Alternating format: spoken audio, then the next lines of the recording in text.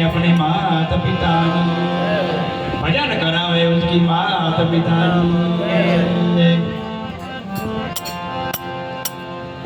तो गुरु चरण में गुण भणा गुरु चरण में गुण गणा ने प्रेमे नमाऊं शीश भूल्या अक्षर भरी बतावજો तुम्हारी जीवदनी जस गमा। तो रामा आओ ने सामा हे रामदेव आओ ने सामा ने हाथ में धरी तीर कोडियाना घोड़ मटाड़ से तो साजा करे खरी। આજે અમારે દેલાણીયા ગામમાં જે મહાકાળી માતાજી તથા રામદેવ પીર મહારાજની પ્રાણ પ્રતિષ્ઠા નિમિત્તે જે વદ દશમ એમાં અમારે અશોકભાઈને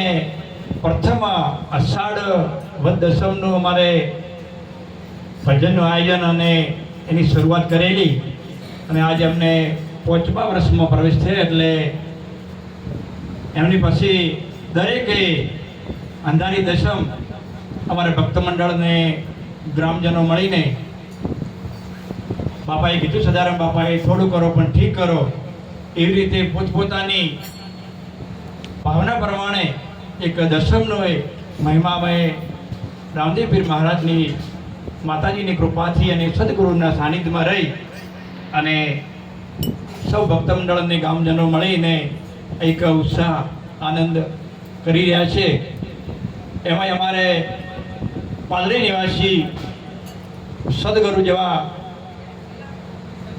એમાં અમારે અશોકભાઈને ગુરુવર્ય સદગુરુ મહારાજ જેને દેવ કહેવાય કેવા મહાપુરુષોએ સદગુરુ ભગવાનનું બહુ મોટું બિરુદ આપ્યું છે, ભગવાનને તુલ્ય કીધા છે, ભગવાન સમાન કીધા છે। એવા એમની છત્રછાયામાં આપણે સૌ એક નામની ગુણગાના ગાઈ રહ્યા છે એટલે પ્રથમ તો અશોકભાઈને ખૂબ તાળીઓથી વધાવો કેમ કે આપણને એકઠા કરી અને મહાપુરુષોને સંતોને ને ભક્ત મંડળનો અરસપરસ દર્શનનો લાવો અપાવ્યો અને એ પરિવારને ખૂબ ખૂબ ધન્યવાદ। આમ તો અમારે સગર્ભાનો પરિવાર કાયમથી જ આવા સત માર્ગે અને સત કાર્યમાં સફળ હોય છે અને એમાંય કહેવામાં કે સોનામાં સુગંધ પડે એમ એમના દીકરા અને પુત્રો પણ અત્યારે ભક્તિમાં જે આપણે જાણીએ છીએ કે આપણી આ ભારતની ભૂમિ ઋષિમુનિઓની ભૂમિ સંતોની ભૂમિ એની પરંપરા રિવાજ પ્રમાણે એ પણ સદગુરુનું સાનિધ્ય સ્વીકારી અને આપણને સૌને આનંદ કરાવે છે। અને મહાપુરુષો તો કહે કે ઘણી વખત કહેતા કે અમારા ઘેર વધારો, મહાપુરુષો કહે તમે ક્યારે બોલાયા અને અમે ના આવ્યા, કેમ કે ભક્તના ઘેર ભગવાન અવશ્ય વધારે છે અને જે જે તમે આખા ઇતિહાસ સંભાળો ને તો ભક્તના ઘેરે ભગવાન આવ્યા, સબરીના ઘેરે આવ્યા, શકુબાઈના ઘેરે આવ્યા, મીરાબાઈના ઘેરે આવ્યા, એવા મહાપુરુષોએ ઘણે અનેક મહાપુરુષોના ઘરે પણ ભક્ત થઈ અને દાસ બની અને સદગુરુનું સાનિધ્ય સ્વીકારીને એમની સેવા કરી એમના ત્યાં ભગવાન પધાર્યા છે। અને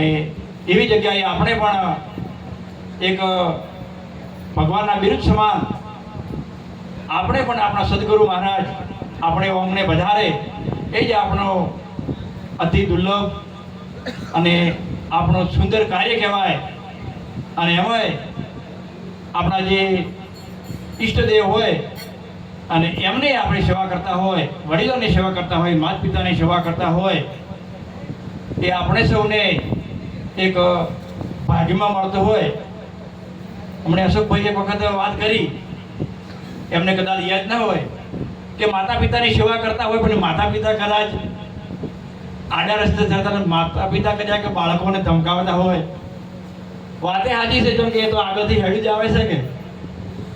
પણ જો આપણો સત્કર્મ અને આપણે જો આવા સદગુરુ મહારાજના સાનિધ્યમાં સ્વીકાર્યું હોય તો આપણે પણ એવું થોડા ઘણું જાતું કરવું પડે. કેમ કે જમશે તેમાં આપણા સદગુરુ મહારાજ એકતાની વાત બતાવતા હોય અને એનું આપણે વર્તન ના કરીએ તો સારું ના લાગે. એટલે આપણી જે ફરજમાં આવતું હોય માતા પિતાની સેવા, સદગુરુની સેવા, વડીલોની સેવા એ દરેકે આપણા ફરજમાં આવે છે અને ફરજ દરેકને નિભાવી જ્યાં સુધી આપણું શરીર રહે ત્યાં સુધી. હવે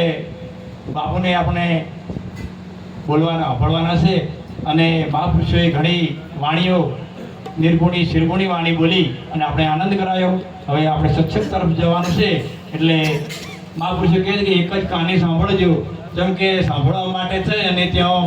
આપણે ત્યાં ધ્યાન, ત્યાં લક્ષ્ય ત્યાં હોવું જોઈએ. ના કે બહાર નીકળીને કીધું કે બાપુ તો ઘણું સારું બોલ્યા, ઘણું સારું બોલ્યા, પણ બાપુ જ બોલ્યા સારું, પણ તમે હોબળીને એમાં વાર્તનમાં ના લીધું હોય તો શું કામનું. એટલે જ્યારે આપણે મહાપુરુષ સંતોના શબ્દ સાંભળી અને એનો વિવેક અને વર્તન હોવું જોઈએ, ખાલી સાંભળવા પૂરતું નથી. એટલે અમારે શું તમારે શું એનું વર્તન મૂકીશું તો જ સાચી ભક્તિ અને સાચા માર્ગે અને આપણે બીજાને પણ સંસ્કાર આપી શકીશું. બોલે સદગુરુ ભગવાનનો જય.